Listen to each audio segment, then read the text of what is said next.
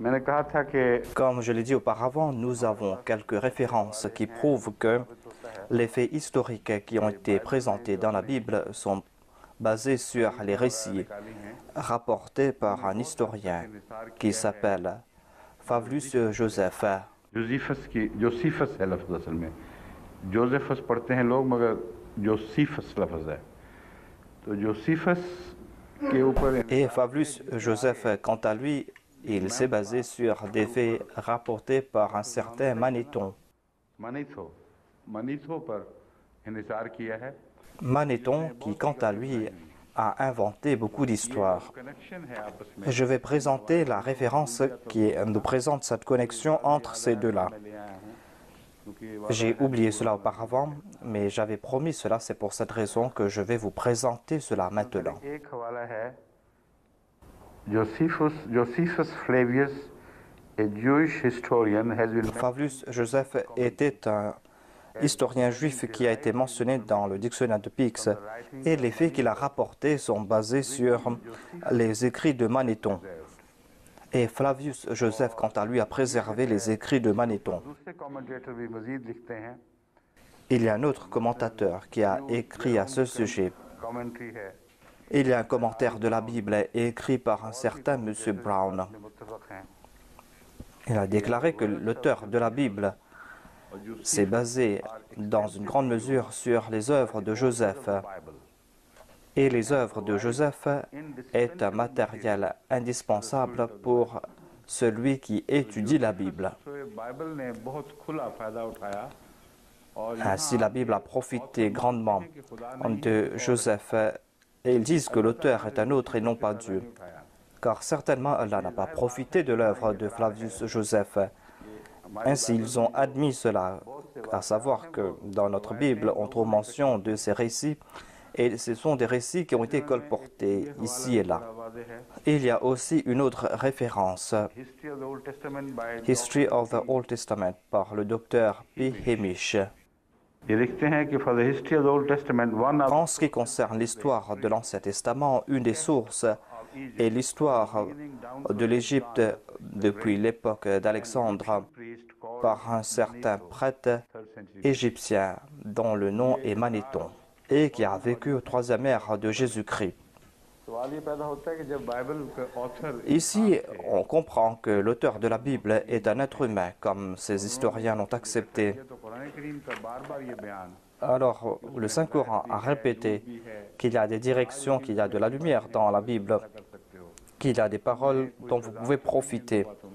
Est-ce qu'il n'y a pas de contradiction entre ces deux-là?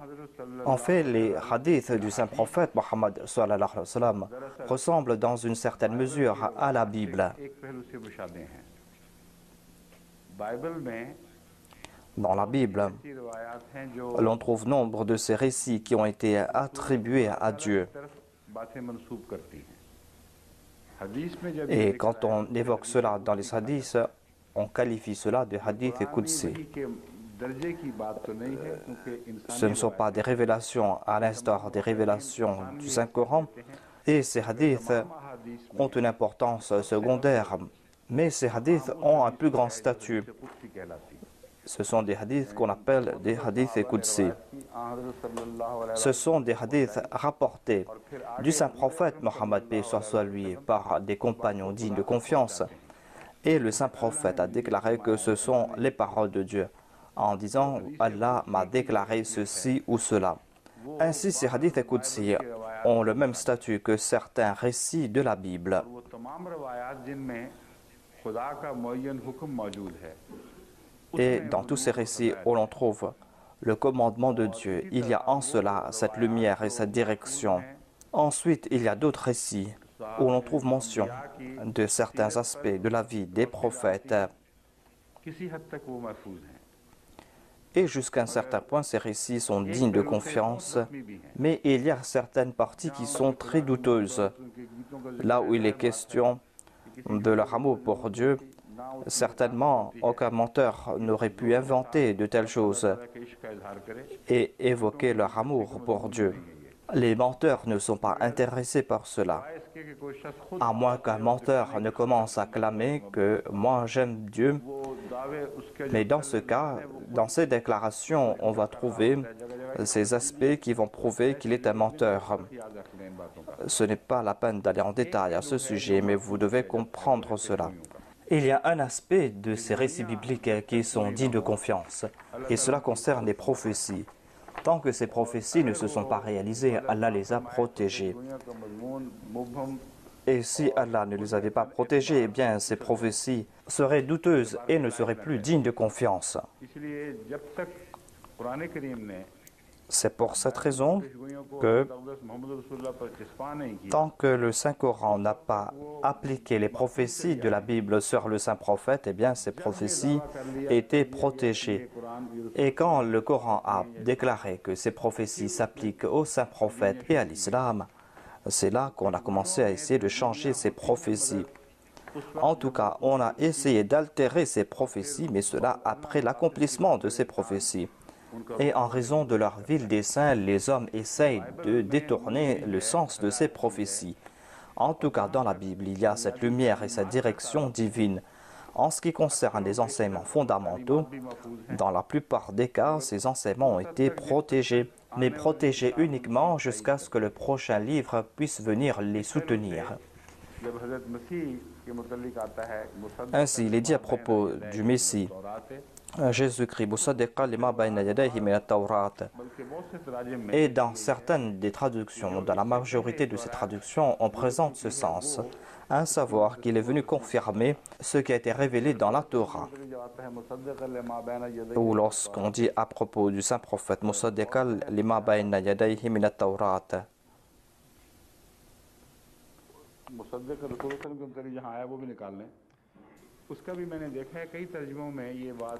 Dans nombre de traductions, on trouve mention de cela, à savoir que le sens est que on est en train de confirmer ce qui a été évoqué dans la Bible. Ce sens n'est pas exact selon moi et cela peut donner naissance à nombre de difficultés. Et les non-musulmans critiquent cette traduction en disant que d'une part, vous êtes en train de dire que on est en train de confirmer ce qui se trouve dans la Bible et les évangiles. Et on dit que le saint prophète est venu confirmer la Bible. D'autre part, on est en train de rejeter certaines déclarations en disant que ces faits bibliques ont été fabriqués de toutes pièces par l'homme. Bayna yaday signifie ce qui est devant moi. Cela veut dire que ces enseignements que Dieu a confirmés, ces enseignements qui sont devant moi, ces enseignements qui ont été soutenus par la révélation. Je suis en train de confirmer ces enseignements. En tout cas, quel que soit le mot utilisé, min at-Tawrat ou al-Kutab, que l'on voit Musaddiqan lima bayna yadayhi ou Musaddiqan lima bayna yadayhi, en tout cas, cela veut dire que ces parties de la Bible qui ont été confirmées par Dieu, ces faits qui me concernent, et ce que je suis en train de présenter comme des parties de la Bible, certainement je suis en train de confirmer ces parties de la Bible, car cela vient de la part de Dieu. Mais en tout cas, l'homme a mis sa main dans la Bible, et je ne suis pas en train de confirmer cela. Je dois expliquer cela, car en Europe, les missionnaires Ahmadis font face à ces difficultés. Il y a les témoins de Jéhovah et les autres qui soulèvent ces questions. Et les Ahmadis ne savent pas quoi répondre. Voyez la grandeur du Saint-Coran. Le Saint-Coran est un grand livre. Les paroles qui ont été utilisées pour le Saint-Prophète Mohammed paix soit lui ont été utilisées aussi à propos de Jésus-Christ, et cela concernant sa relation avec la Bible. Le Messie aussi a confirmé ce qui a été révélé avant lui. Et certainement, le Messie a rejeté nombre de ces choses. Le Messie, Jésus-Christ, n'a pas accepté leur traduction. Il a rejeté, par exemple, le fait que Élie soit monté au ciel et qu'il doit descendre physiquement du ciel. Ainsi, on va soulever les mêmes objections contre Jésus-Christ. C'est pour cette raison que pour se protéger de ces attaques de la part des chrétiens, le Saint-Coran a présenté ces faits. Il y a d'autres objectifs en cela, mais le Saint-Coran a présenté cela aussi par rapport à Jésus-Christ, वो भी तो तस्दीक करता था à savoir que lui aussi a confirmé ce qui était devant lui. उस बाइबल के Mais il n'a pas confirmé toutes ces parties de la Bible, जिसको तुम बाइबल समझते हो ce que vous êtes en train de considérer comme la Bible. Voilà le point que l'on doit avoir en tête.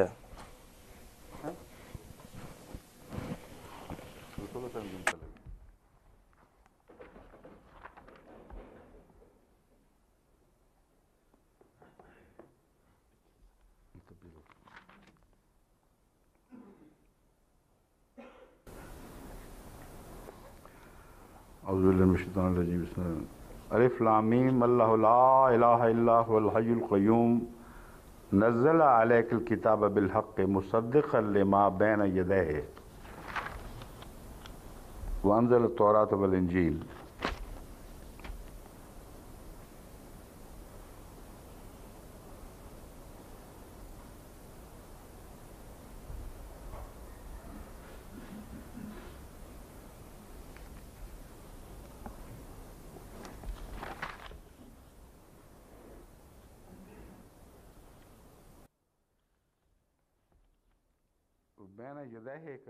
Le sens de Bayna Yaday ici n'est pas aussi clair comme je voulais le présenter. Il y a un autre verset qui présente cela clairement.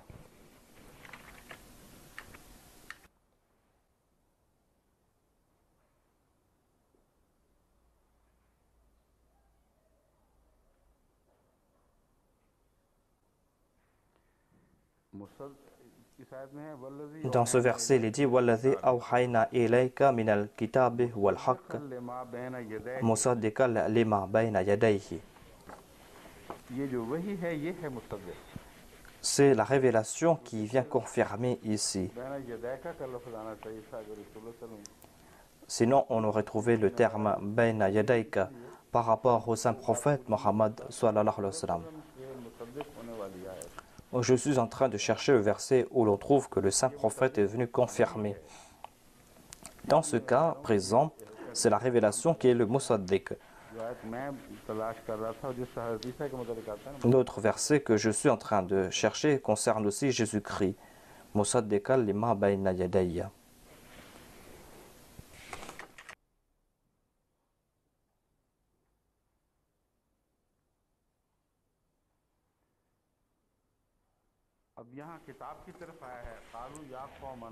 قالوا يا قومنا إنا سمعنا كتابا أنزل من بعد موسى مصدقا لما بين يديه يهدي إلى الحق. Ici on trouve mention du livre, le livre qui est venu confirmer ce qui est devant lui. Traduire Bayna Yadayka comme quelque chose qui est passé est contraire au sens présenté selon l'usage. Il n'y a pas cette possibilité.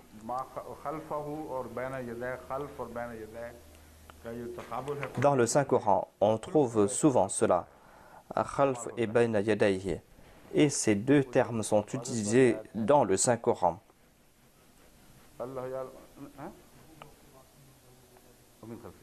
له معقبات من بين يديه ومن خلفه يحفظونه من أمر الله.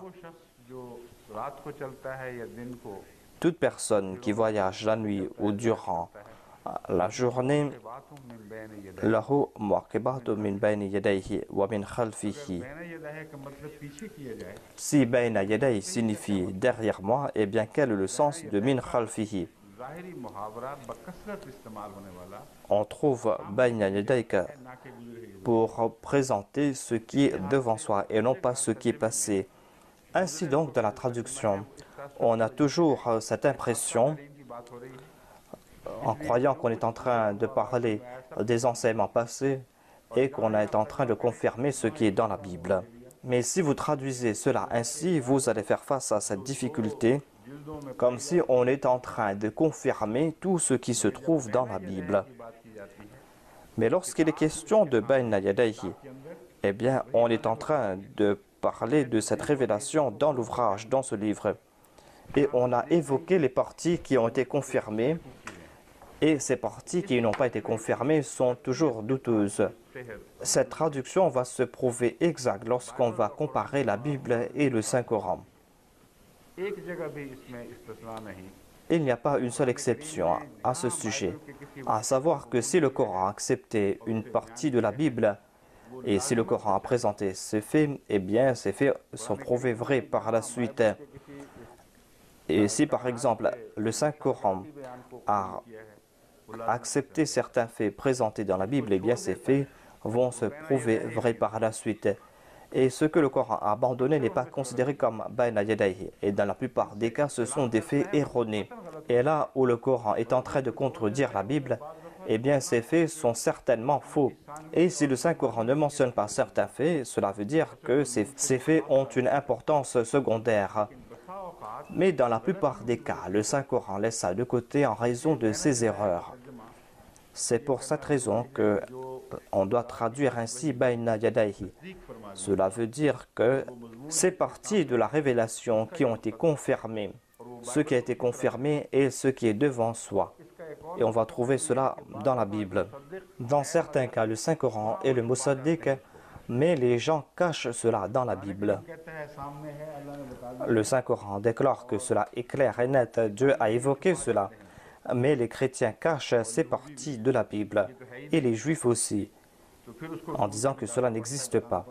Ainsi, on doit chercher cela. On doit montrer que ce que le Coran est en train de confirmer se trouve certainement dans la Torah ou l'Évangile.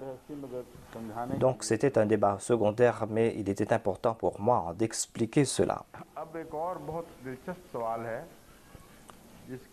Il y a une autre question intéressante et qui concerne aussi le sujet du qaza. Iqdhifihi fil yammi, iqdhifihi fil tabout. J'ai dit que la traduction que j'avais présentée était erronée car je croyais que iqdhi et fihi étaient deux mots différents. Mais la traduction en elle-même n'était pas mauvaise, car le sens est le même, à savoir que l'on doit le placer, c'est-à-dire placer Moïse dans la boîte. La question a été posée intelligemment et je pense que moi-même je dois expliquer cela en détail. On m'a posé la question en disant que vous avez accepté cette erreur dans votre traduction, c'est bien, c'est un signe de taqwa. J'accepte cela. Mais quels seront les effets sur les explications que vous avez présentées par la suite? Vous devez expliquer cela, sinon il y aura une partie qui sera douteuse. Nous ne pourrons pas dire que, en changeant la traduction, on va devoir changer aussi le commentaire, ou que ce commentaire est soutenu par cette traduction. Ainsi, voilà la question qui m'a été posée. Et j'ai dit que je vais donner la réponse à cela. Et pour le dars, cela concerne cette question, à savoir, il est dit « iqdhi ». J'ai accepté « iqdhi » comme un verbe et « fi » comme préposition et « hi » comme pronom. Il était possible d'accepter cela selon la langue arabe. Mais cela ne peut se faire ici dans ce contexte. La raison en est que, tout d'abord, à la place de iqdhi, on devait dire iqdhi, car on s'adresse ici à une femme. Si vous allez faire l'impératif au féminin du verbe kadhafa, eh bien, le féminin sera iqdhifi, et ce sera un seul mot. Et hi sera le complément, c'est-à-dire place-le. Dans ce cas, en raison de ces explications, on ne peut pas présenter une telle traduction ici. Il serait tout à fait faux de traduire cela comme iqdhi fihi en disant que iqdhi est un verbe et fihi est une préposition suivie d'un complément. Mais il y a un point très intéressant par la suite. Il est avantageux d'étudier ces erreurs. Tout d'abord, pourquoi est-ce que j'étais tenté de présenter cette traduction? Tout d'abord parce qu'il y a cette répétition, à l'instar d'une personne qui parle, qui s'arrête et qui recommence à parler. Et il y a une relation entre ces répétitions et le prophète Moïse. C'est quelque chose de très intéressant. À chaque fois que j'ai étudié ce verset, je suis toujours passé sur le terme exi. Ce verbe est toujours au masculin et l'effet sonore qu'il y avait dans ce verset me faisait croire qu'il y a cette répétition, à savoir qu'on est en train de répéter, de le prendre et de le placer là-bas. Et c'est ainsi que parlait le prophète Moïse.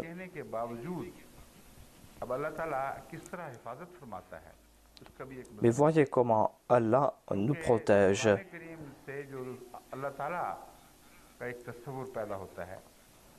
Grâce au Coran, l'on comprend une image de Dieu. Et certainement, Allah parle aux gens selon leur statut. Et selon moi, on était en train de répéter le style d'un enfant qui bégaye. C'est pour cette raison que je me suis dit que je ne crois pas que c'est vrai.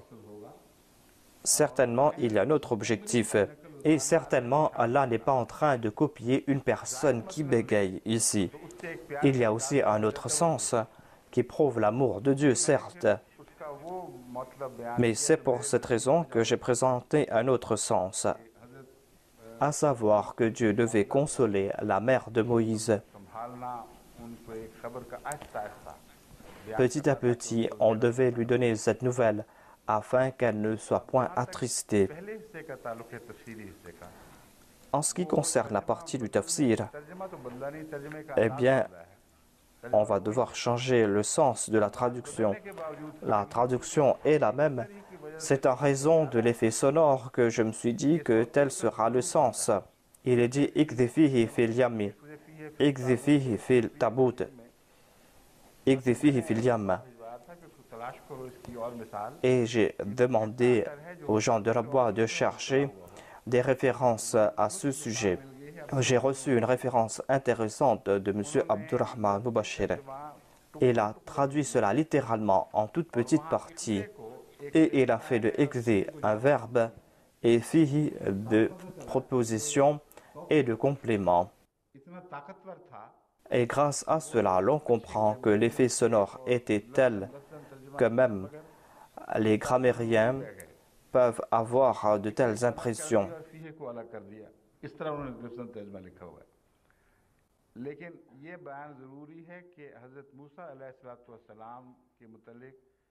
Mais en tout cas, il est important d'expliquer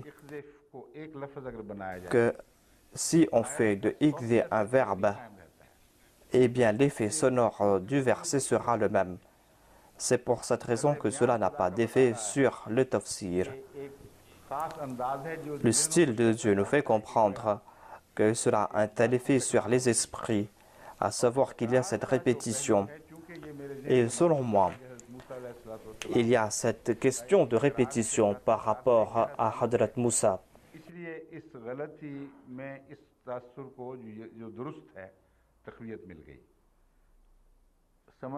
Il y a par exemple la question de la noyade. On a présenté cela à 2 reprises et dans ces 2 cas, Dieu a protégé Moïse. Tout d'abord lorsqu'il était enfant. Ensuite, lorsqu'il fut grand, Dieu l'a protégé de la noyade alors qu'il était tout enfant. Mais le peuple qui était un danger pour lui a été noyé. Il y a ces répétitions, certes, mais il y a des secrets dans ces répétitions. Ensuite, il est dit que Hadrat Moussa alayhi salam a frappé quelqu'un une fois et une deuxième fois, il a voulu frapper une autre personne. Et Allah l'a protégé. Ainsi, on voit encore une fois une répétition. Il y a aussi une autre répétition. Par exemple, à 2 reprises, les membres de la famille de Pharaon ont aidé Moïse. À 2 reprises, ils lui ont sauvé la vie. Il y avait un membre de la famille de Pharaon qui est venu du coin le plus éloigné de la ville en disant qu'on est en train de comploter contre toi, sauve-toi. Et une deuxième fois, on trouve mention dans le Saint-Coran le fait que lorsque Moïse est retourné et lorsqu'il a confronté Pharaon, eh bien, on pensait à le tuer. Et encore une fois, on a essayé de le tuer. Et qui est venu l'aider, encore une fois, ce fut un membre de la famille de Pharaon. Celui-ci a dit que si Moïse est un menteur, eh bien, ce mensonge va retourner contre lui. Pourquoi vous vous mettez en difficulté? Mais s'il est véridique, eh bien, vous serez tué. Ainsi, n'essayez pas de le tuer. Et puisque l'on n'a pas tué, cela prouve que ce fut ce membre de la famille de Pharaon qui l'a soutenu. Donc, il y a encore une fois cette répétition et cela n'est pas un hasard. Ensuite, il a émigré à 2 reprises. On ne voit pas d'autres prophètes émigrer 2 fois. Cela peut se faire, mais dans le cas de Moïse, il est clair et net qu'il a émigré 2 fois. Il a émigré individuellement, ensuite tout son peuple a émigré avec lui. Donc, il y a ces répétitions. Et c'est pour cette raison que moi, j'ai eu cette impression lorsque j'ai entendu ce verset.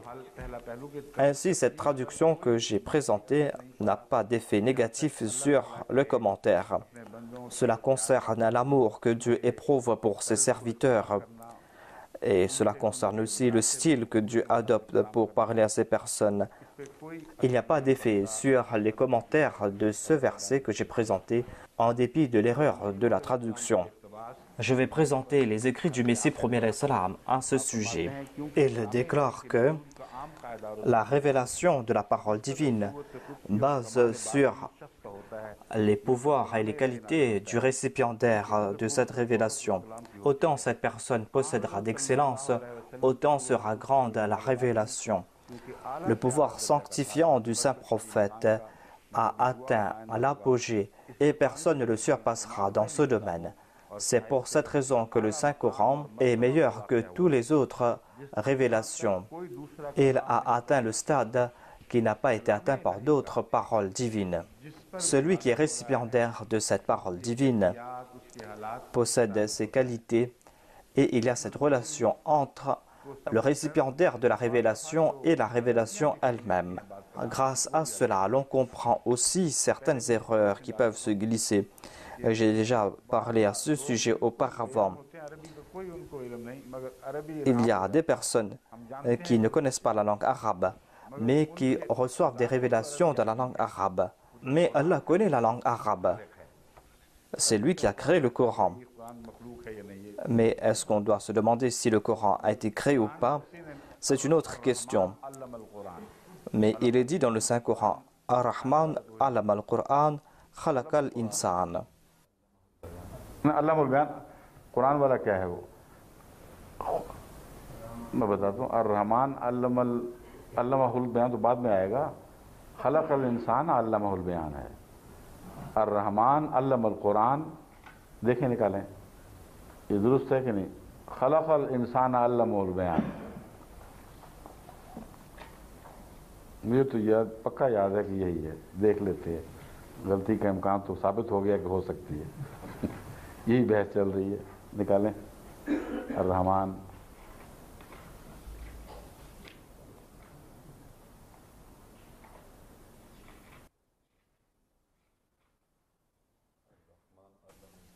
Il est dit dans ces versets, Ar-Rahman allama al-Qur'an. Il est celui qui a enseigné le Saint-Coran et c'est Ar-Rahman. Mais lorsqu'il parle aux autres, le niveau de sa parole n'est pas le même.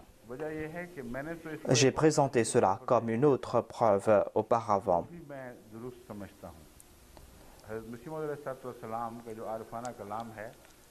Le Messie premier salam a parlé à ce sujet et il nous a expliqué cela.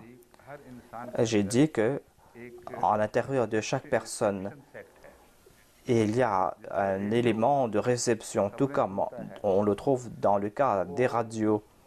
Et si la station radio est bien placée, c'est une grande station radio, même si ses ondes sont très puissantes.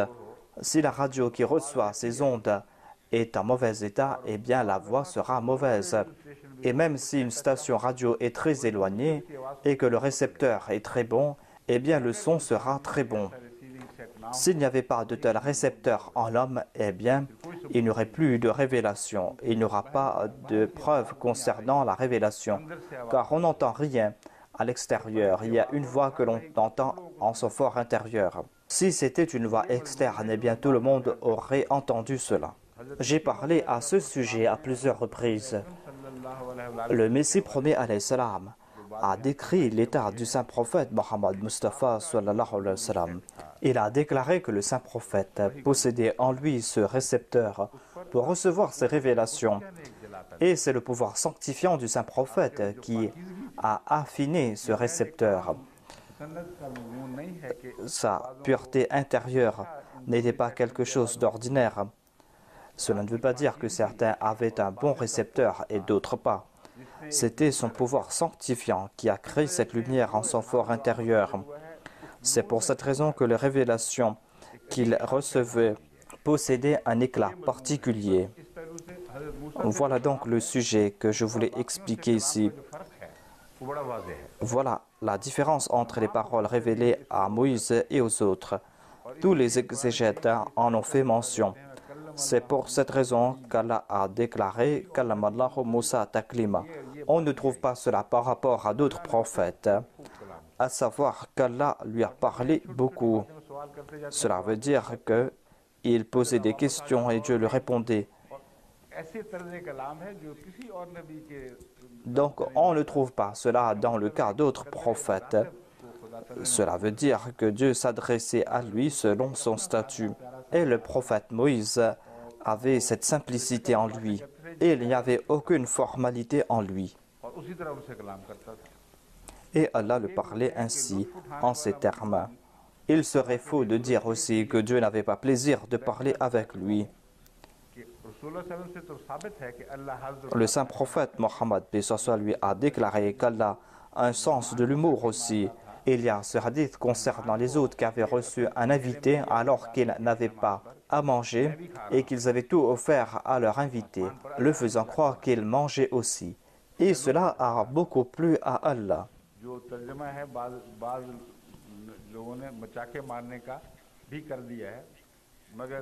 Il y a diverses traductions qui ont été présentées à propos de ce hadith, mais en tout cas, leur action a plu à Allah. C'est un sujet très subtil et je ne pourrais pas aller en détail ici, mais en tout cas, Allah se comporte envers son serviteur tout comme celui-ci va se comporter. Le saint prophète, paix soit lui, nous a présenté la solution. Il a déclaré qu'Allah a déclaré dans un hadith Qudsi, Ana inda dhanni abdi bi. C'est-à-dire qu'Allah déclare que l'homme ne peut pas me comprendre, il ne peut pas me connaître. Comment est-ce qu'il pourra me comprendre? La solution est que je vais prendre la forme de l'imagination de mon serviteur et je serai tel qu'il m'imagine. Ainsi donc, s'il y a des différences dans les paroles du prophète Moïse, eh bien, cela ne va pas à l'encontre de la gloire de Dieu. Il a tout simplement pris la forme qu'il désirait. Et Dieu a enseigné cela au prophète Moïse en disant que je te parle avec amour. Ne crois pas que je ne peux pas faire la même chose. Je m'adresse à toi selon ton tempérament et je m'adresse aux autres selon leur tempérament. Et il y avait un berger qui nettoyait ses vêtements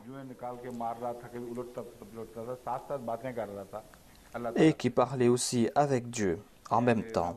Et il disait, « Oh mon Seigneur, si tu viens vers moi, eh bien je vais te nettoyer. Je vais nettoyer tes vêtements sales. Je vais enlever les épines de tes pieds. Je t'aurai offert du lait à boire. » En entendant cela, Moïse était très en colère. Il a oublié que Dieu le parlait selon son tempérament. Il a dit, « Pourquoi est-ce que tu dis de telles insanités? Crois-tu que Dieu est comme toi, que Dieu a besoin des choses comme toi ?» Et c'est là qu'il a reçu une révélation de la part de Dieu. Dieu lui a dit, « Qui es-tu, toi, Moïse, pour te mettre entre moi et mon serviteur ?» Je tirais grand plaisir de ce qu'il me disait. C'est pour cette raison que j'ai dit cela à propos du pronom fihi. Dieu disait à la mère de Moïse que je te révélais cela. Et Dieu parlait à Moïse selon son tempérament. Mais la révélation n'était pas en partie, mais l'effet sonore est le même. Par exemple, il est dit « Ikzifihi fil yammi, ikzifihi fit tabut, ikzifihi fil yam ».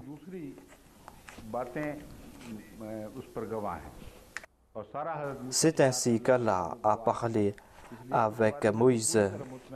En tout cas, vous devez comprendre qu'il n'y a pas d'erreur dans ce que j'ai expliqué. Il y a une autre partie qui m'a mis en difficulté. J'ai dit que Dieu n'a pas expliqué cela tout simplement pour imiter cette personne. Ce sera une preuve d'éloquence s'il y a cette imitation et que cette imitation est liée avec un objectif beaucoup plus sublime et que cela se fait par hasard. Mais Dieu n'imite pas les gens sans aucun objectif. Quel est donc l'objectif de tout cela? J'ai parlé à propos de la mère de Moïse et Dieu a consolé sa mère et lui a parlé petit à petit. Dieu lui a donné ses nouvelles au compte-gouttes. C'est une manière de parler, c'est une manière de présenter une nouvelle. Et ce sens sera contraire de ikzifi. Et cela m'a mis en difficulté.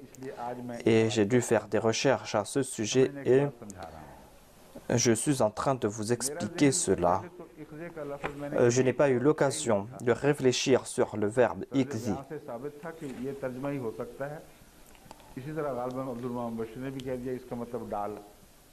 Et ce verbe signifie placer. Mais j'ai fait des recherches à ce sujet. Par la suite, j'ai essayé de comprendre le sens de ikzi. Et je me suis demandé si ce mot a un sens ou pas. Et le terme qazyun est cette paille qui tombe dans l'œil.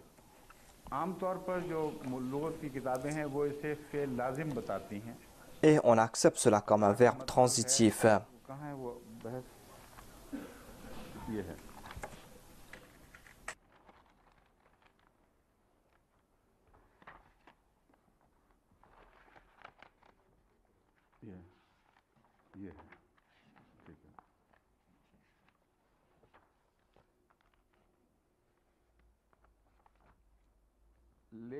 Kaza signifie que l'on a eu une paille dans l'œil.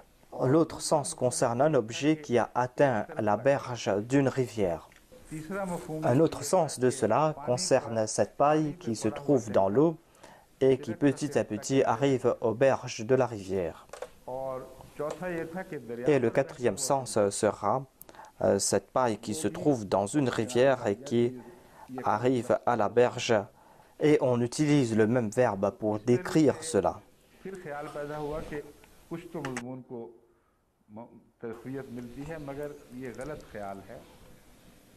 Il serait tout à fait faux d'appliquer cela à la situation donnée. On peut dire que cet enfant sur l'eau ressemble à cette paille qui n'a aucune importance et qui flotte sur l'eau et que l'eau le pousse vers la berge.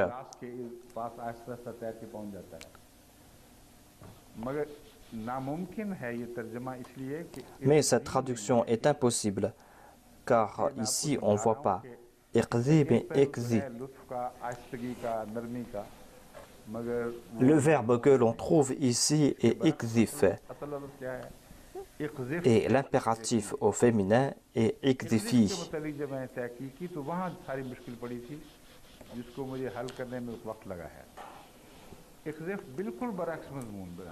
Ikzif me présente un sens contraire. Ikzif signifie envoyer quelque chose avec force, avec vigueur, briser quelque chose en 1000 morceaux. Il y a aussi un sens négatif. Cela signifie insulter quelqu'un. Cela signifie accuser les femmes innocentes, envoyer une flèche sur quelqu'un. Et tous ces aspects de ce verset ont mis en difficulté les exégètes. Et ici, ce commentaire que j'ai présenté auparavant ne va pas s'appliquer. C'est pour cette raison que je dois présenter le commentaire exact à ce sujet. Les exégètes sont en difficulté et cherchent à expliquer cela en disant que le verbe kadhafa a aussi le sens de placer quelque chose. Et ils présentent un verset du Saint-Coran à ce sujet.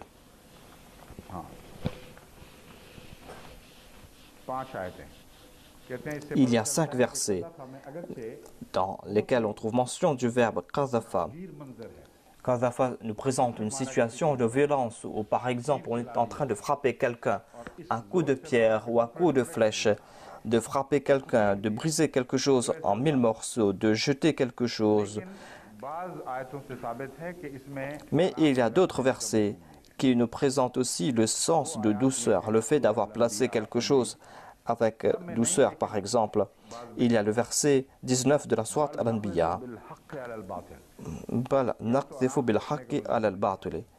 Ici, il n'est pas question de placer avec douceur, mais il est dit ici qu'on va frapper le mensonge avec la vérité. On va briser en 1000 morceaux le mensonge. Ensuite,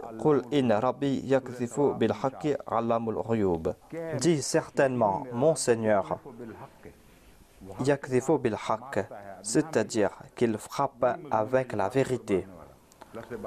Ici, il est question de mettre à mal le mensonge. Ensuite, de la sourate As-Saba, il est dit وَقَدْ كَفَرُوا بِهِ مِنْ قَبْلُ وَيَقْذِفُونَ بِالْغَيْبِ. Qadhafa signifie prendre quelque chose et l'envoyer très loin ou réfléchir à long terme. Il est dit que auparavant, ils avaient déjà rejeté la vérité et ils spéculaient concernant des faits éloignés, comme s'ils envoyaient une flèche de très loin en pensant que peut-être cette flèche va tomber sur la cible, alors que ce sera impossible. Ensuite, il est dit Mimakain Barid, c'est-à-dire qu'ils sont très loin de la vérité en faisant ces spéculations. Dans un autre verset, il est dit La yasammauna ila al-mala'il a'li wa yukdhafuna min kulli janib. Il est dit que les satans ne peuvent pas entendre les propos des gens élevés. Ils n'ont pas cette capacité. Et ils seront rejetés dans un coin. Ici, on ne trouve pas mention de la douceur non plus. Ainsi donc, le terme kadhafa ou le verbe kadhafa a ce sens. Mais en tout cas, lorsque cela n'a pas trait à des choses matérielles, eh bien, vous pouvez présenter ce sens du terme kadhafa. Mais lorsque le terme kadhafa est utilisé pour quelque chose de matériel, cela veut dire l'envoyer au très loin, de se débarrasser de quelque chose rapidement, de l'envoyer avec vigueur. Donc, d'une part, je disais qu'Allah était en train de consoler la mère de Moïse et j'ai tiré cette conclusion du mot « ikzi ». Et je me suis dit que « fihi » est une répétition. Mais ici, il est dit à la mère de Moïse de jeter l'enfant dans la rivière et de l'envoyer très loin. Quel est le sens de tout cela? Parmi les exégètes, l'imam Razi a présenté un sens en disant que puisqu'il était question d'envoyer quelque chose de très loin, comme pour envoyer une flèche, cela veut dire que cet enfant va s'éloigner de toi.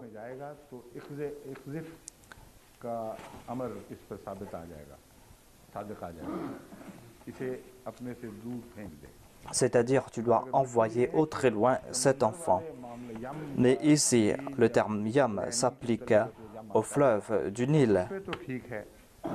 Cela peut s'appliquer ici. Mais il y avait devant lui cette boîte dans laquelle il avait placé l'enfant. Pourquoi dire qu'on devait le jeter au loin? Après avoir médité à ce sujet, j'ai compris un point.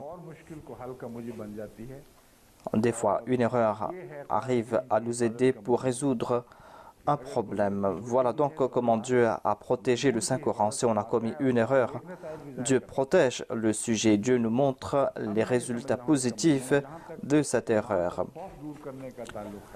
En ce qui concerne la peur de sa mère, eh bien, dans ce même verset, on trouve cette partie où il est dit « N'aie pas peur, l'eau de la rivière va le jeter au loin et il ne va pas se noyer. »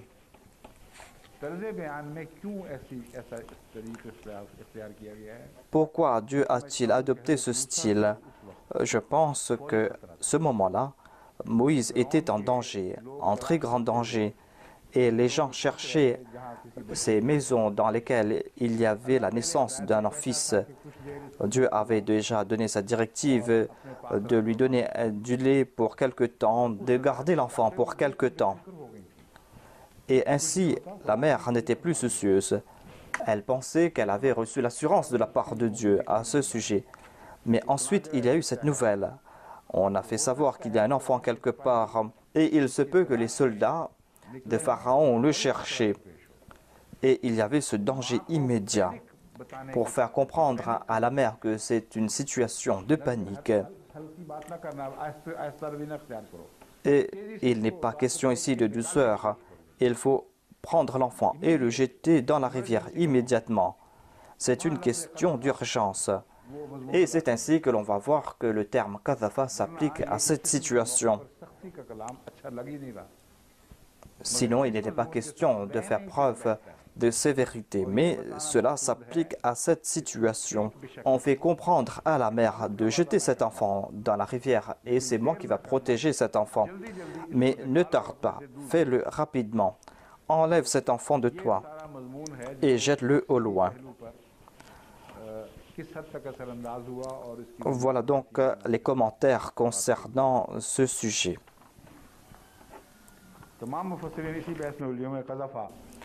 Tous les exégètes étaient en difficulté en raison de ce verbe kadhafa. Pourquoi un verbe qui nous présente une telle vigueur? Selon certains, c'est un verbe qui est utilisé pour insulter, pour accuser à tort et à travers. Quel est le sens de ce verset dans ce contexte? Le sens, c'est cet éloignement évoqué par l'imam Razi, mais il n'est pas question uniquement d'éloignement, mais il est dit de le faire rapidement. Et Allah déclare quant à lui que c'est lui qui va s'occuper de son fils. Donc c'était une toute petite question de la part de cette personne. Je suis reconnaissant envers cette personne. Cela était très important. S'il n'avait pas attiré mon attention, je n'aurais pas présenté cela.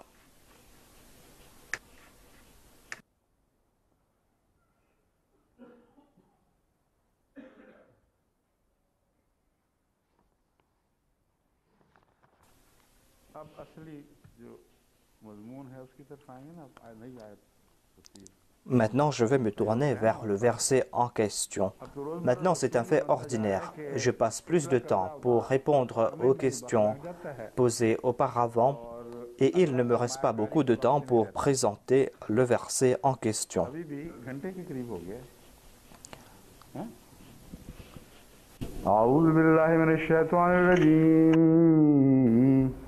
بسم الله الرحمن الرحيم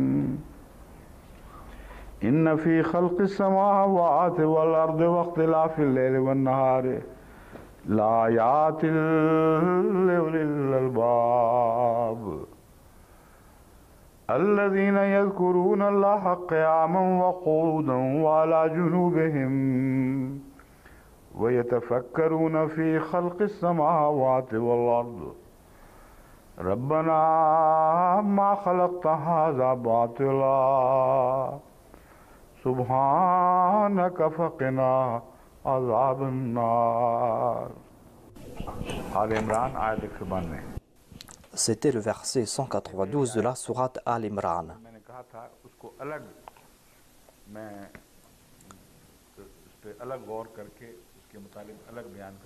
J'ai déjà déclaré que je vais présenter l'essence de ce premier verset et les récits que j'avais présentés concernent ce premier verset et selon certains récits, On est en train de présenter au même moment les deux versets et on trouve mention du fait que le saint prophète Mohammed paix soit lui a récité ces deux versets et que ces versets ont eu un grand effet sur lui. Mais on trouve deux types de récits à ce sujet. Et il est dit que le saint prophète Mohammed paix soit lui ne se trouvait pas dans la maison de Hadrat Aïcha radhiyallahu anha, mais qu'il se trouvait dans une autre maison. Et l'autre différence est que, au lieu de passer toute la nuit éveillé, on trouve mention du matin, le fait qu'il s'était réveillé pour la prière tahajjud. Et le récit que j'ai présenté concernait le fait que le saint prophète avait veillé toute la nuit. Le saint prophète Mohammed paix soit lui aimait ces versets. Ces versets ont eu un effet très profond sur lui. Il méditait sur ces versets. En tout cas, je vais présenter cela par la suite. Je voudrais tout simplement dire que j'ai présenté un sens de ce verset et cela démontre les liens qu'il y a entre les versets du Saint-Coran. D'un seul coup, on a évoqué les efforts des ennemis de l'islam, leurs insultes et leurs allégations contre le Saint-Coran. Et il est dit qu'ils vont tourmenter les musulmans. Mais pourquoi présenter immédiatement ce sujet-là? Et pourquoi est-ce que le saint prophète a prouvé ainsi sa reconnaissance? Je pense et je crois que certainement il y a en cela des bonnes nouvelles qu'ont reçues le saint prophète Mohammed paix soit lui. Et on trouve mention du même sujet dans d'autres versets du Saint-Coran. Même si les mots sont un peu différents, mais on trouve mention du terme ikhtilaf dans ces versets. On trouve mention aussi de la création des cieux et de la terre. Le saint prophète, paix soit lui, a prouvé sa gratitude avec une telle ardeur que cela a impressionné Hadrat Aïcha. Et elle s'en est souvenue bien longtemps après le décès du saint prophète. Et elle pleurait lorsqu'elle a rapporté cet incident. Elle pleurait lorsqu'elle rapportait cet incident. En voyant le saint prophète passer toute la nuit en prière, certainement, il y a un lien spécifique avec ce verset. Il y a un lien entre ce verset et les versets précédents. Et l'on doit comprendre l'essence de ces versets. Et il est dit que le jour sort de la nuit.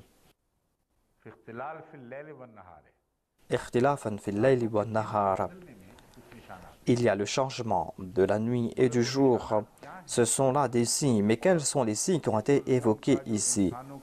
On trouve ici du fait que le destin de l'homme change. On trouve ici mention de l'apogée et du déclin des peuples. Mais quelle est la relation entre cela et ce verset? Le verset suivant nous éclaire à ce sujet. C'est pour cette raison que l'on doit comprendre tous ces versets.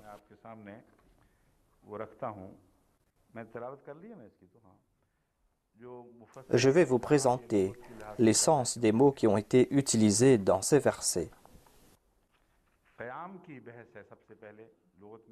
On a commenté sur le terme qiyam. Yadhkuruna Allaha qiyaman. Quel est le sens de qiyam ici? On sait très bien que qiyam signifie se mettre droit, se mettre debout. C'est-à-dire, c'est le contraire de s'asseoir. Le terme qiyam a été utilisé dans la langue arabe. Par exemple, il est dit qam al-amru. Qam al-ma'u. Qam al-amru signifie qu'il y a eu de l'équilibre dans l'affaire. Et quand on dit qam al-ma'u, cela signifie se solidifier.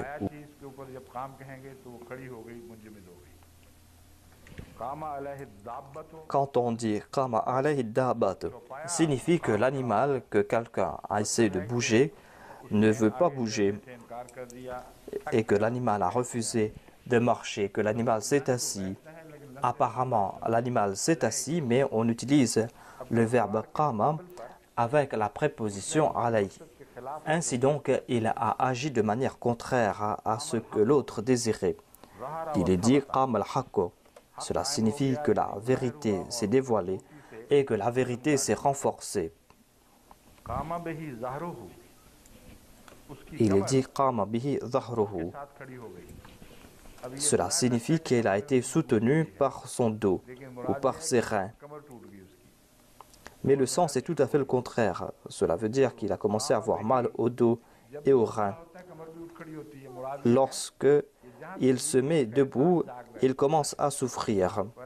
Voilà le sens de qama bihi. Lorsqu'on se met debout, on ne ressent pas l'effet d'un membre de son corps. Mais si on a mal au pied, eh bien le pied va nous faire souffrir et va transmettre son message jusqu'au cerveau. Qama bihi signifie, avec le sens de dhahruhu, signifie que une personne a commencé à souffrir de son dos. Lorsque cette personne se met debout, eh bien elle commence à souffrir de son dos. Les gens viennent me voir pour leur traitement et me disent la même chose, à savoir que lorsqu'on reste assis, on ne souffre pas, mais dès qu'on se met debout, on commence à souffrir. Donc voilà les sens présentés par l'usage arabe.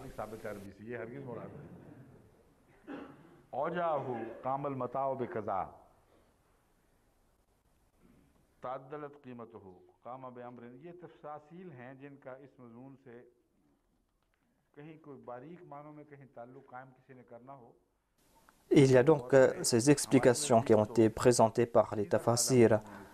En tout cas, le sujet est très simple pour nous. Qiyam signifie se mettre debout. Tout le monde sait ce que cela veut dire.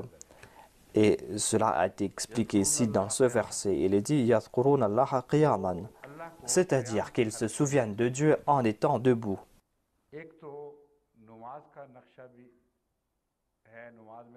Ici, il y a l'image de la prière, le fait de se mettre debout au cours de la salat. Mais ici, il n'est pas question de la salat.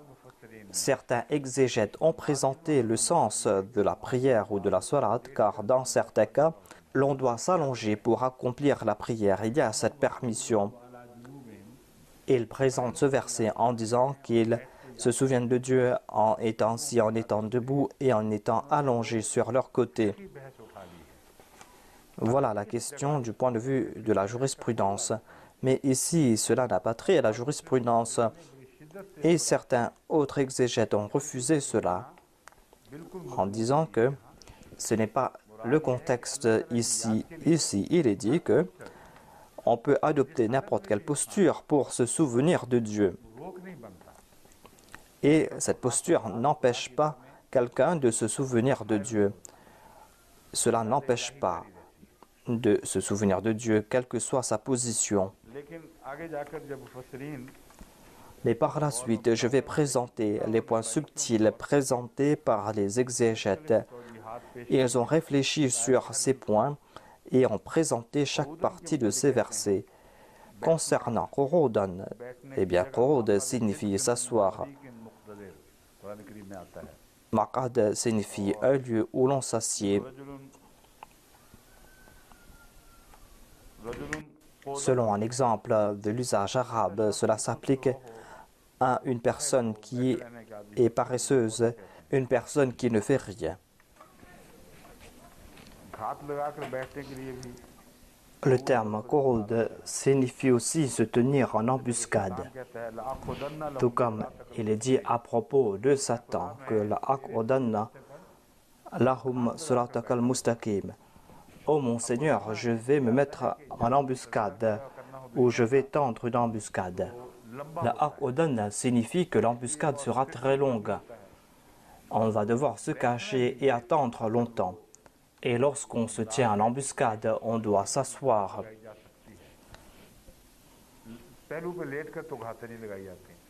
On ne peut pas s'allonger pour tenir une embuscade. Et tous les animaux, lorsqu'ils se tiennent en embuscade, ils s'assiedent, même les tigres aussi. Ainsi, on trouve cet aspect, mais si on applique cela à ce verset du Saint-Coran, on va comprendre des sens très profonds. Le terme qiyam signifie aussi affronter l'ennemi. Qarada signifie attendre l'ennemi et faire preuve de patience, se tenir en embuscade avec patience. Certainement, ces sens sont exacts, à savoir que les serviteurs de Dieu se souviennent de Dieu en toute situation. Et il n'est pas question ici de se mettre debout ou de s'asseoir, mais il est dit que lorsqu'ils affrontent leur ennemi, ils se souviennent aussi de Dieu. Et lorsqu'ils sont dans un état de qud, lorsqu'ils sont assis aussi, ils se souviennent de Dieu. Mais vous allez comprendre les autres sens quand je vais lier cela avec les versets précédents. Mais je vais présenter tout d'abord quelques points présentés par les exégètes. Maqa'ida al-Sam'i ne signifie pas là-bas se mettre debout, mais cela signifie s'asseoir pendant longtemps pour étudier la création, pour méditer, pour réfléchir. Ici, il est question de faire preuve de patience et c'est un sujet très intéressant. Être à l'affût signifie avoir beaucoup de patience. Quand on va à la pêche aussi, on a besoin de beaucoup de patience. Mais les astronomes restent assis en regardant le ciel pendant des années et des années en attendant un événement. Et des fois, après des années de dur labeur, en fin de compte, ils arrivent à consommer le fruit de leur labeur. Et ainsi, il y a une personne qui va voir cet événement dans le ciel et on va donner son nom à cet événement ou à cette étoile. C'est ce que le Saint-Coran nous a présenté en disant « Maqa'ida al-Sam'i », c'est-à-dire il y a des personnes qui regardent toujours vers le ciel pour voir ce qui se passe.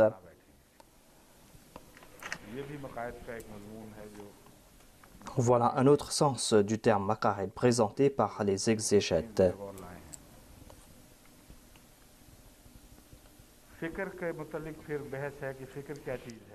Que signifie le terme fikr? Fikratun signifie faire des efforts pour avoir une connaissance quelconque. On doit faire des recherches pour connaître la chose qu'on ne connaît pas. Il faut suivre cette voie et faire connaître cet objet. C'est-à-dire de ne pas inventer des choses imaginaires. Mais on doit comprendre qu'il y a quelque chose que l'on doit connaître et on doit lier cela avec la connaissance que l'on possède. Quelle est la relation entre la chose connue et la connaissance? Dans le dictionnaire Mufradat de l'imam Raghib, on a présenté cela comme fikr.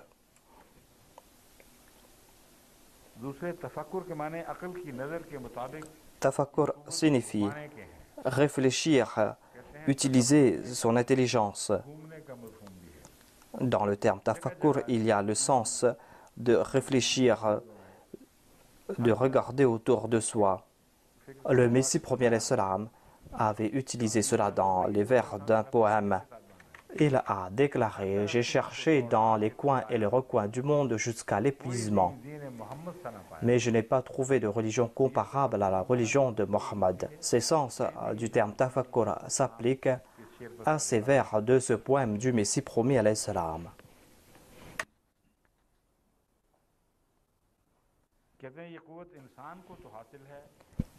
Il déclare que les hommes ont cette aptitude que de réfléchir et non pas les animaux. C'est là une déclaration de notre part. Il se peut que les animaux aussi aient cette aptitude. Il y a ces animaux qui arrivent à réfléchir.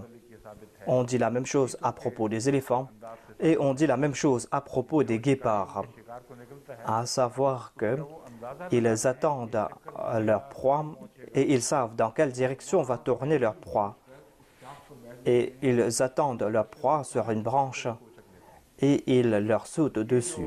Ainsi, il y a des animaux qui, dans leur cercle respectif, sont en train de réfléchir. Cela peut s'appliquer dans une certaine mesure au monde animal.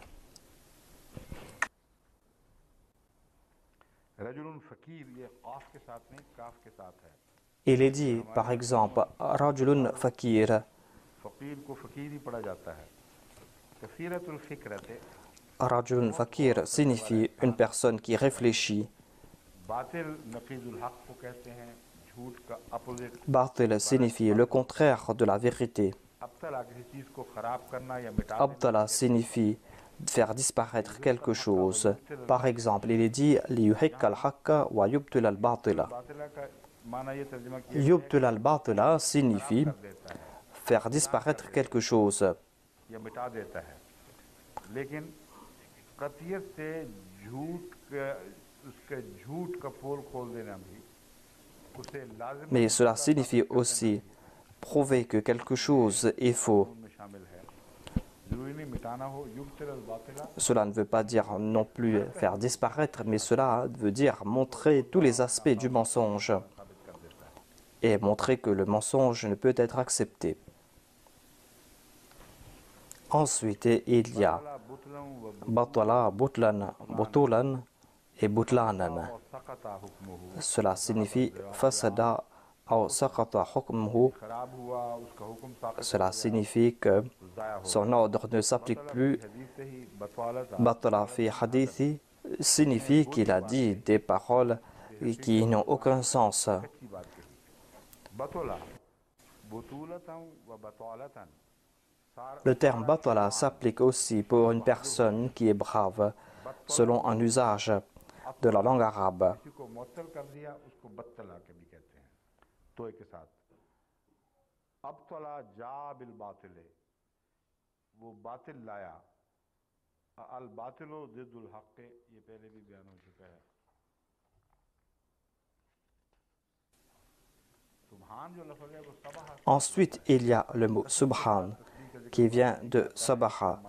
Cela veut dire louer Dieu. बाहतन असबहुल मर्रो असरियो फिल माले व फिल हवाए, यानी सबह का लफ्ज़ तैरने के मानों में पानी की Sabaha est utilisé dans le sens de nager et sabaha est utilisé aussi concernant le vent. Sabaha est utilisé concernant le fait de flotter dans l'air et dans l'eau. Mais il y a aussi cette question de célérité, de vitesse. Cela veut dire nager rapidement, cela veut dire aussi s'envoler rapidement. Par exemple, il est dit dans le Saint-Coran Kullu fi falakin yasbahun, c'est-à-dire que chaque chose est en train de flotter dans son orbite. और वो Fasabihatu sabahan साथ उड़कर signifie s'envoler rapidement, फिजा में उड़ते avec une vitesse extraordinaire. Cela concerne les fusées et les avions. Et as-sabihat est utilisé dans ce sens.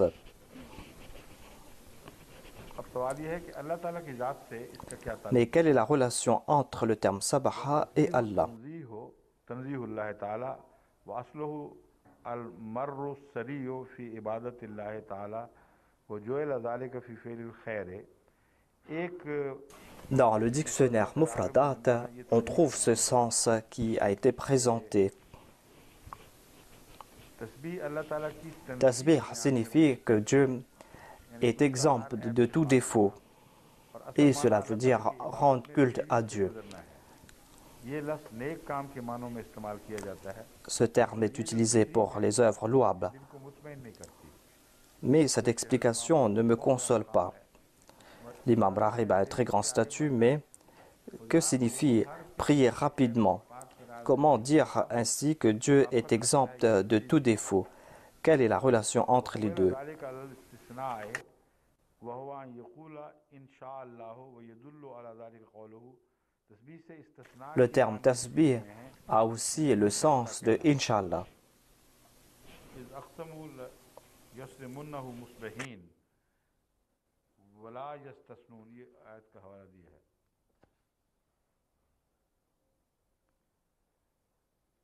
दरअसल मेरे नज़दीक अगर कोई इसका तस्बीह से ताल्लुक़ है, इन मानों में है Quelle est la relation entre le terme tasbih et le fait de nager? साथ रखता है, C'est-à-dire une personne qui nage a la possibilité de flotter sur l'eau et de se séparer de l'eau et de ne pas se laisser s'engloutir.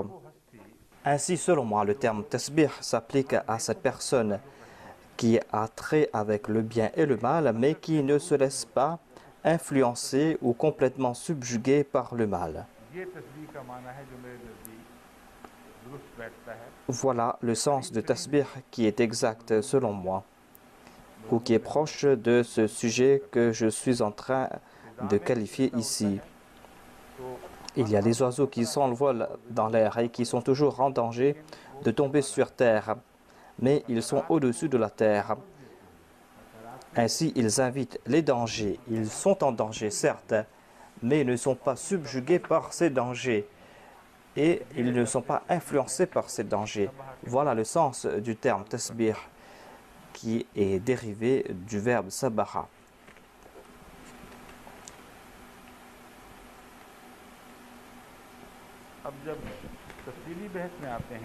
Je vais citer les exégètes par la suite. Dans la plupart des cas, ils ont débattu concernant les sens de Qiyam, Qurud et Junub. Et ils ont expliqué les sens de ces termes. Est-ce que cela concerne l'ibada ou le dhikr? Ils ont étudié cela avec minutie et ils ont demandé pourquoi est-ce qu'il a été dit ici Junubihim. Yadhkuruna Allaha qiyaman wa qu'udan wa junubihim. Ils ont dit pourquoi est-ce qu'ils ne se sont pas souvenus de Dieu en s'allongeant. Mais par la suite, ils ont tiré des conclusions qui ont trait à la jurisprudence. Certains ont dit que cela prouve aussi que si on est malade ou si l'on est en train de prier en étant allongé, eh bien on doit se tourner sur le côté. Et on n'a pas le droit de s'allonger sur le dos, alors que cela n'a pas été prouvé.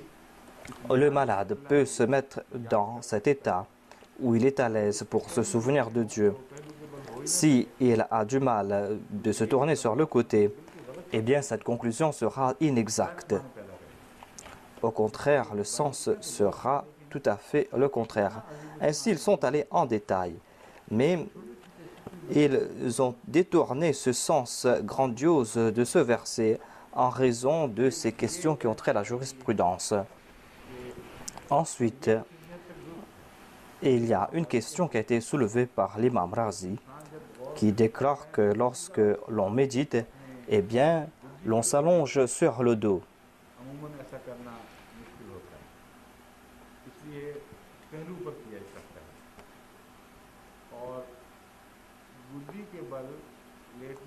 Et lorsqu'on s'allonge sur le dos, on a sommeil. Lorsqu'on s'allonge sur le côté, on n'a pas sommeil. Dans la plupart des cas, ceux qui s'allongent sur le dos. Et lorsqu'on s'allonge sur le dos, c'est là qu'on a sommeil.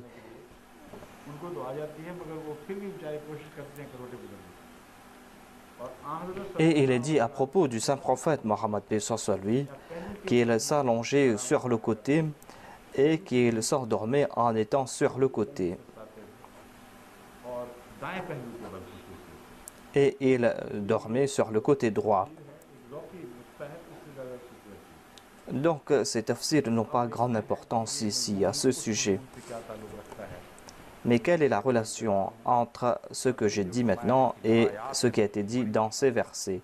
Il est dit la ayatin, c'est-à-dire qu'il y aura des grands signes pour ces personnes. Mais quelles personnes?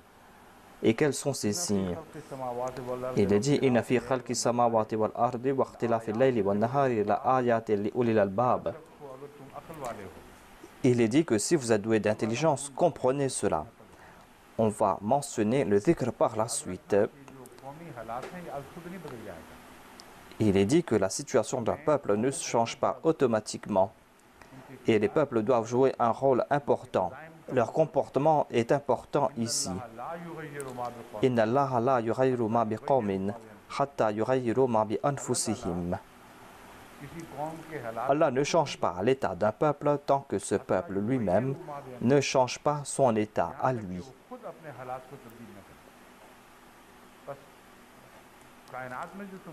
Ainsi, vous êtes en train de voir la création et l'alternance du jour et de la nuit. Cela se fait automatiquement selon vous. Mais vous devez méditer à ce sujet. Ce n'est pas quelque chose d'aussi facile. Et les destins des peuples ne changent pas automatiquement. Vous allez devoir méditer à ce sujet. Vous allez devoir vous souvenir de ce point. Et vous devez aussi profiter de ces autres signes. Donc, il faut profiter de ces signes. Et je pense avec certitude qu'il est dit ici que vous devez comprendre que l'état des peuples ne change pas automatiquement. On a besoin d'efforts, de sacrifices et d'attention. Et sans réfléchir, sans méditer, vous n'aurez pas cette capacité. Et quant à ces peuples qui vont monter en puissance par la suite, eh bien ce sera en résultat de leur réflexion. Ainsi donc, les hommes de Dieu ont double responsabilité que de réfléchir, car les gens de ce bas monde réfléchissent sur ce bas monde et comprennent que on est dans un monde où il peut y avoir des accidents, où il peut y avoir des faits qui ont trait aux arts.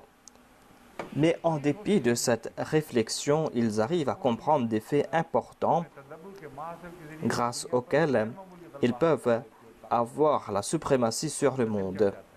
Et ainsi, ils connaissent la gloire dans ce bas monde. Mais quant à ces croyants à qui Dieu a expliqué ces sujets, lui, il abandonne la réflexion. Les croyants doivent certainement réfléchir, car quand ils vont réfléchir, ils vont connaître les secrets de la nature et ils vont voir aussi les signes de Dieu. Et leur réflexion, leur méditation ne vont pas les éloigner de la vérité, au contraire, vont les pousser vers la vérité. Et ils vont accomplir ces voyages pour la cause de Dieu. Voilà un sujet général qui concerne ces versets. Encore une fois, je vais vous réciter ces versets et je vais vous expliquer cela. الذين يذكرون الله قياما وقعودا وعلى جنوبهم. Tout d'abord, il est dit إن في خلق السماوات والأرض واختلاف الليل والنهار لآيات لأولي الألباب. Il y a des signes pour ces personnes, de très grands signes. Des signes pour quelles personnes? الذين يذكرون الله قياما وقعودا وعلى جنوبهم. On n'est pas en train de parler ici des scientifiques de ce bas monde, car pour ces personnes, il y a des avantages, mais non pas des signes. Ils voient ces miracles, mais ils ne tirent pas les bonnes conclusions. Les Ulul Albab ne s'appliquent pas aux scientifiques de ce bas monde. Eux aussi, ils réfléchissent matin et soir. Ils profitent de tout cela. Mais les Ulul Albab, selon le Saint-Coran, s'appliquent à ces personnes dont les méditations sont sujettes au souvenir de Dieu et dont les pensées sont toujours éclairées par le souvenir de Dieu. À chaque pas, quand ils font des recherches, eh bien, ces personnes connaissent de nouvelles choses, connaissent de nouveaux secrets. Mais chaque secret les rapproche davantage de Dieu, au lieu de les éloigner de Dieu. Voilà le message qui a été donné aux musulmans, à savoir que si vous voulez changer votre destin à l'avenir, si vous voulez avoir la suprématie, eh bien, vous avez cette supériorité. Eux, ils sont en train de réfléchir, mais sont dénués du souvenir de Dieu. Ainsi, même s'ils sont en train de faire ce voyage dans le domaine de la connaissance, ils sont dans l'obscurité et ils croient que cette création est inutile. Celui qui pense ainsi va nuire à l'humanité, car il considère le monde comme inutile. Si on considère cette création comme quelque chose d'inutile, eh bien cela ne fait aucune différence et si cela part à la perdition. Si un peuple détruit un autre, eh bien cela ne fait rien. Mais quant à ces personnes qui réfléchissent en ce sens, eh bien d'une part, ces personnes apportent des avantages dans le monde, mais d'autre part, ces personnes détruisent aussi le monde. C'est pour cette raison que le dhikr, le souvenir de Dieu, est important. Et ces personnes ne peuvent être qualifiées d'ulil al-bab. Pour être un ulil al-bab, il faut se souvenir de Dieu. C'est un sujet très important qui s'applique à notre époque et qui est prouvé vrai. Il y a eu de très grands scientifiques, on a fait de grandes découvertes et on a profité de ces découvertes. Mais ces découvertes ne les ont pas rapprochés de Dieu. Au contraire, à chaque pas dans le domaine du progrès, ils se sont éloignés de Dieu et ils ont été source de danger pour l'humanité. Toutes ces découvertes qui pour une période étaient avantageuses pour l'humanité ont été par la suite la cause de grands dangers et la destruction a été le résultat de toutes ces découvertes.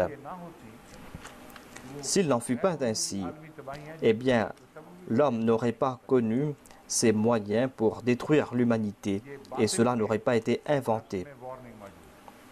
C'est un avertissement qui se trouve dans le terme batil. S'ils ne sont pas des ulil al-bab, c'est-à-dire ceux qui n'utilisent pas leur intelligence en étant éclairés par le souvenir de Dieu, eh bien, vous serez tués car vous serez des batil. Vous serez inutiles. Et batil signifie aussi des troubles. Certainement, ces progrès vont apporter des troubles et vont être la cause de la destruction de l'humanité. C'est comme ce vêtement qui s'effiloche et qui se déchire. Voilà le sens de leur progrès. Et leurs progrès vont s'effilocher.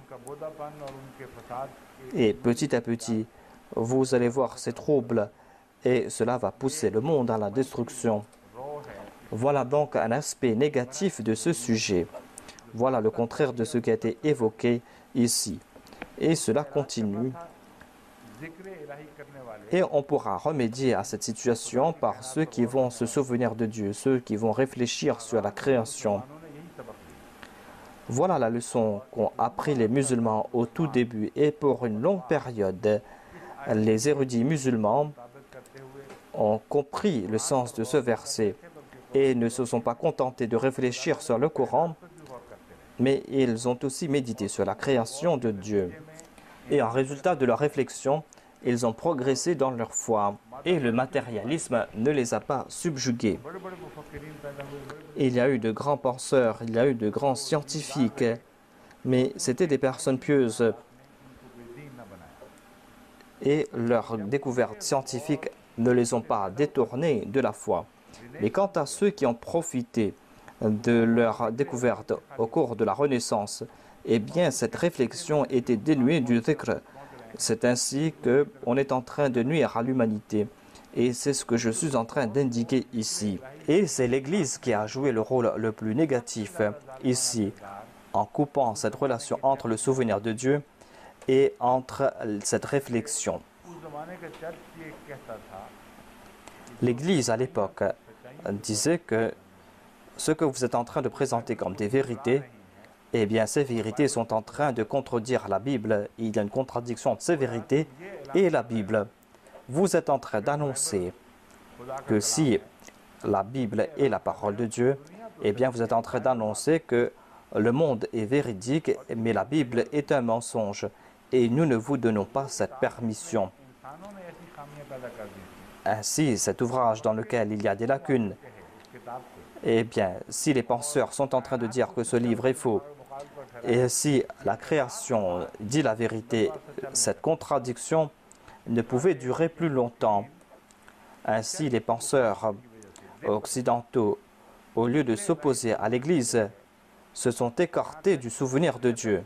Ensuite, il y a eu cette période de la laïcité et ils ont déclaré que maintenant, nous n'avons aucune relation avec l'Église ou avec la religion. Nous sommes en train de suivre la vérité. Et on va chercher la vérité sans Dieu. C'est-à-dire, on va chercher la vérité sans vérité. Ils ont eu des avantages matériels, certes. Leur œil gauche s'est affiné davantage. Ils ont vu les secrets de la terre, mais leur œil droit était toujours aveugle. Allah déclare, « Ô vous musulmans, souvenez-vous de ce point, qu'aux yeux d'Allah, les ulil albab sont ceux qui se souviennent de Dieu lorsqu'ils sont en train de réfléchir. À chaque pas, ils sont en train de se rapprocher du salut. Ils ne vont jamais tirer cette conclusion, que cette création est un fait du hasard. Si vous agissez ainsi, eh bien cette nuit va se transformer en jour. » Voilà le sujet qui a été expliqué ici. Cela s'applique à la situation d'aujourd'hui. Aujourd'hui aussi, il importe à ces Ahmadis que Dieu a qualifié de Ulil al-Bab, car les Ahmadis sont en train de suivre le saint prophète Mohammed paix soit lui à la lettre. Et dans la réalité, ils sont en train de suivre le saint prophète. Il y a nombre de personnes qui sont en train de suivre le saint prophète, mais il faut comprendre l'essence de cela. Il faut comprendre cela et selon moi, Seule la Jama du Messie premier l'Islam est en train de suivre le saint prophète Mohammed paix soit lui et personne d'autre. Ainsi, si on avait oublié le sens de ce verset, maintenant, si nous voulons transformer la nuit en jour, si nous voulons faire connaître la gloire du saint prophète, eh bien, on va devoir faire des efforts. Il ne faut pas croire qu'il y a toujours des changements dans la nuit et du jour et qu'il en sera toujours ainsi. Mais Allah est en train de nous donner un avertissement. Et le saint prophète Mohammed paix soit lui nous a aussi avertis à ce sujet.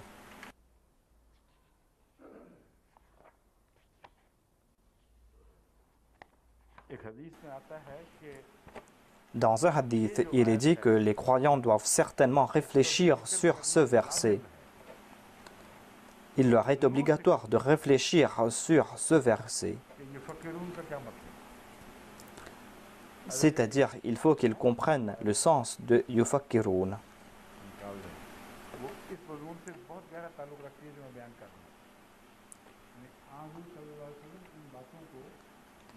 Le saint prophète Mohammed paix soit lui ne considérait pas cela de manière superficielle.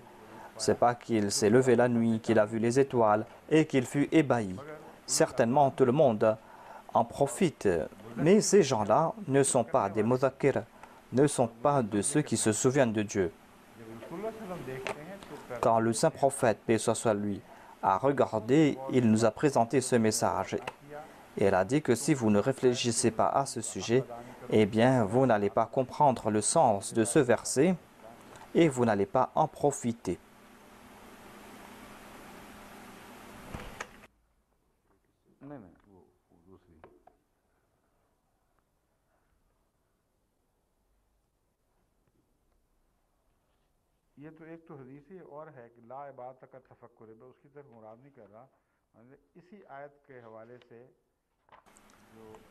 Il y a un hadith très intéressant où il nous a donné l'ordre de réfléchir à propos de ce verset.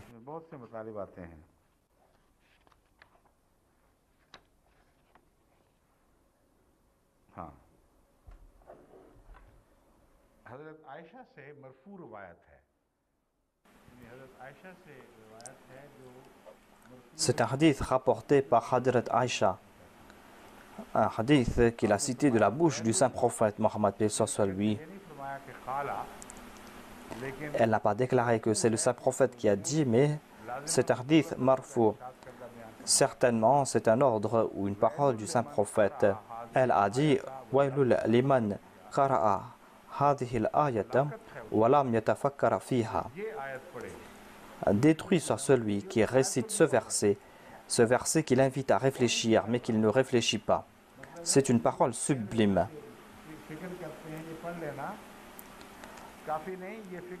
Ainsi, il ne suffit pas de réfléchir, il faut réfléchir sur ce verset. Détruit soit cette personne qui récite ce verset, mais qui ne réfléchit même pas sur ce verset. Ainsi, quel est le sens de fikr? Ici, on trouve mention d'une grande nouvelle.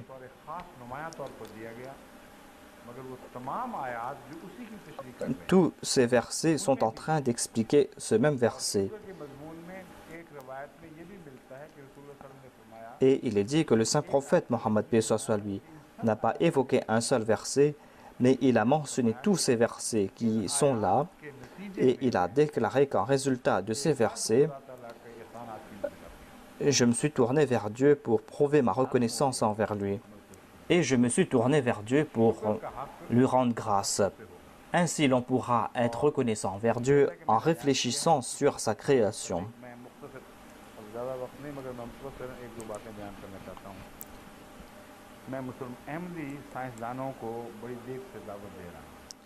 Je suis en train d'inviter les scientifiques ahmadis et je leur dis que ces gens ont fait des recherches, mais en résultat de leurs recherches, ils se sont éloignés de Dieu. Mais Allah vous a fait croyant. Vous avez l'aptitude de réfléchir, de méditer. Ainsi, vous devez prouver le contraire. Et en fin de compte, après vos recherches, vous devez proclamer Rabbana ma khalaqta hadha batila. Ô notre Seigneur, tu n'as pas créé cela en vain. Après avoir réfléchi et médité, ils annoncent cela et c'est une annonce perpétuelle. Et certains exégètes se sont retrouvés en difficulté. Et ils ont dit que le verbe yaqulun, ou ils ont dit, est sous-entendu ici. Mais d'autres disent que non, il n'en est pas ainsi. C'est quelque chose de permanent. Là où ils sont en train de réfléchir, partout, ils sont en train de dire la même chose. Rabbana ma khalaqta hadha batila. Et ce sont les scientifiques qui pourront présenter ces faits de manière plus certaine, à condition qu'ils soient des ulul albab, à condition qu'ils se souviennent de Dieu lorsqu'ils sont assis, lorsqu'ils sont debout et allongés sur leur côté. Et il y a certains de ces scientifiques qui agissent ainsi. Et c'est pour cette raison que je suis en désarroi.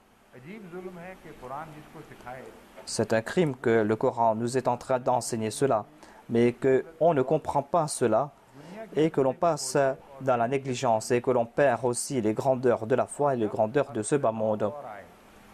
Et lorsqu'il y a eu cette renaissance de l'islam et que Dieu a envoyé son serviteur qui a pris cette gloire entre les mains de ces personnes et qui l'a placée entre les mains des musulmans, eh bien même dans cette situation, ce sont les non-musulmans qui sont en train de les dépasser.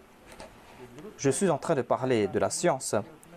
Puisque je ne suis pas un scientifique, certainement il y aura des lacunes dans ce que je suis en train de dire. Mais je suis en train de vous présenter des exemples. Et si vous voulez servir le Coran, vous devez certainement établir cette relation entre le Coran et la science. Et depuis fort longtemps, je suis en train d'attirer votre attention à ce sujet.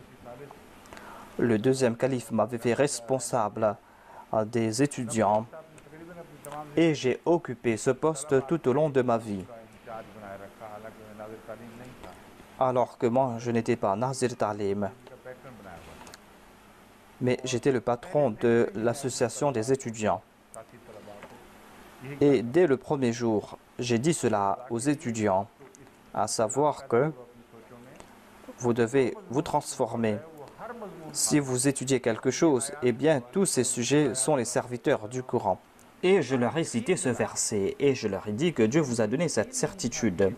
Quant à ceux qui n'avaient pas cette certitude que cette création est vaine ou pas, eh bien lorsqu'ils ont réfléchi, ils ont constaté qu'elle n'est pas vaine. Mais leur conclusion était limitée à ces choses matérielles. Le Saint-Coran déclare que, du point de vue spirituel, vous allez comprendre cela si vous faites des recherches.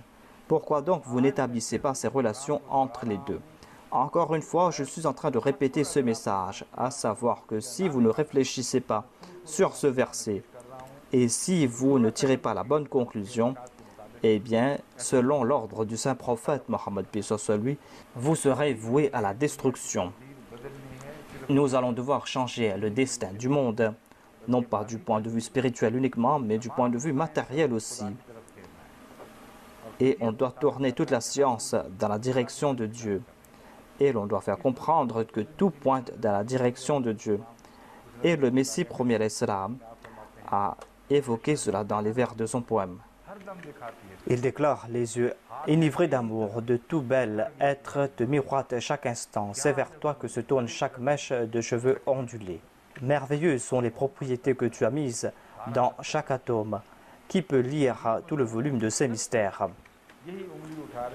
Voilà ce qu'il a indiqué dans ces vers. Et il est en train de commenter sur ces versets du Saint-Coran. Mais les scientifiques ahmadis sont endormis, sauf quelques-uns. Mais lorsqu'ils vont se réveiller, ils vont constater qu'ils n'avaient pas le dhikr.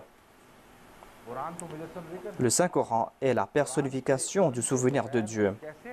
Et sans la connaissance du Saint-Coran, comment pourront-ils être de ceux qui se souviennent de Dieu? Et s'ils ne méditent pas sur Dieu, eh bien, ils vont s'égarer. Certainement, ils doivent avoir cette connaissance du Saint-Coran et ils doivent faire naître en eux l'amour de Dieu. Ils doivent se souvenir de Dieu et c'est là que leurs conclusions seront exactes. Il y a des scientifiques qui ne font pas de tels efforts et qui m'envoient leurs résultats. Et partout, j'ai vu les mêmes lacunes, à savoir que ces personnes ne comprennent pas le Saint-Coran et ils essayent de servir le Coran. Et ils n'établissent pas cette relation. Ainsi, les étudiants ahmadis et les chercheurs ahmadis doivent aussi acquérir la connaissance du Coran. Ils doivent faire une étude personnelle du Saint-Coran. Ils doivent réfléchir sur ces versets qui ont trait à la création. Certainement, et Inch'Allah, ils vont recevoir nombre de faveurs. Depuis mon tout jeune âge, lorsque je tombais sur de tels versets, je mettais des signes à côté ou je mettais des remarques sur les pages.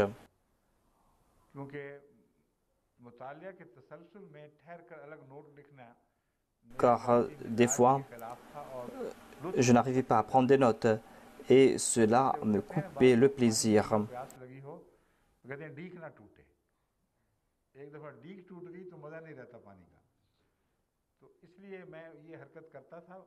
C'est pour cette raison que je plaçais des notes. Et en fin de compte, il y avait des signes partout sur le Saint-Coran. Mais ces signes étaient importants pour moi à l'avenir. Et lorsque j'ai étudié des faits scientifiques, eh bien, ces signes étaient là et cela me menait dans la bonne direction. Et jamais je n'ai vu le contraire.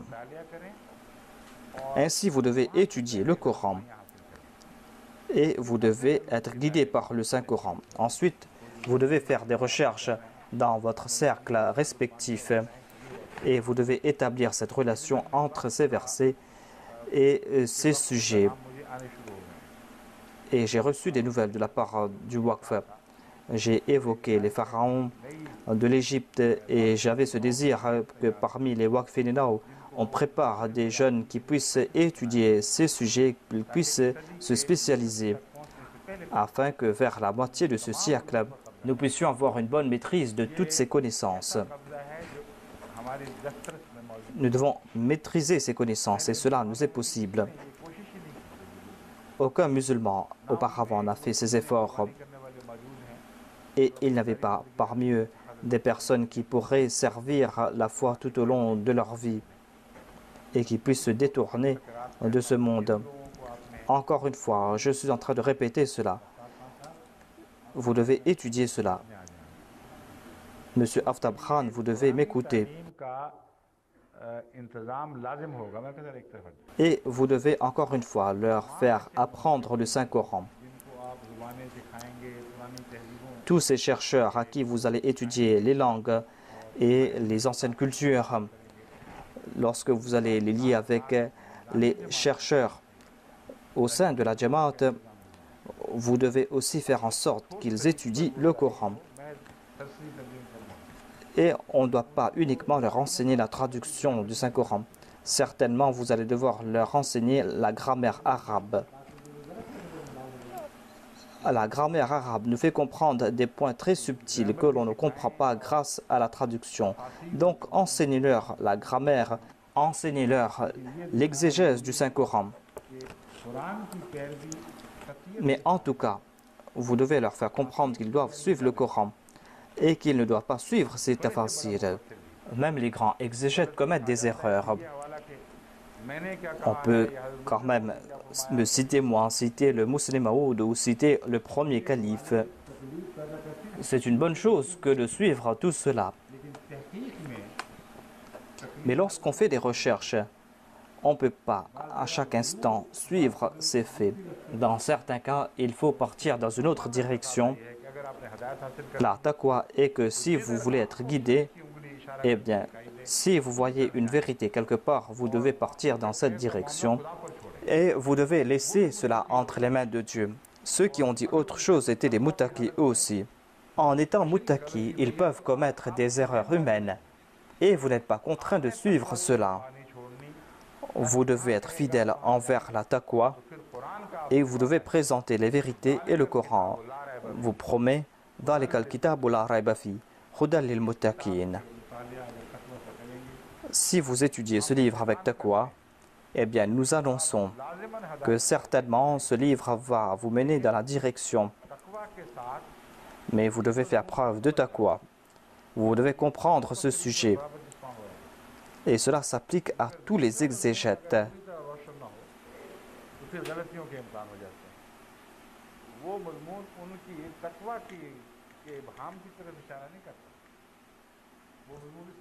La taqwa leur a permis de comprendre le Saint-Coran et d'être guidés par le Saint-Coran.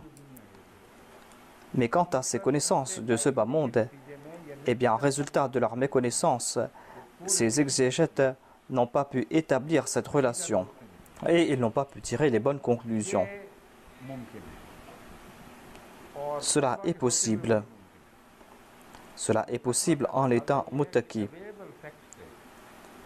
Car la taqwa requiert que vous tirez des conclusions selon les faits qui sont là. Si les faits vont changer, eh bien c'est la même taqwa qui va vous guider et qui va vous mener dans la bonne direction. Il est important de se cramponner à la taqwa. S'il y a des contradictions temporaires entre vous et la vérité, eh bien cela ne fait rien, car en tout cas, votre conclusion doit être basée sur la taqwa, doit être basée sur les faits qui sont présents devant vous. Et ceux qui vont venir après vont corriger vos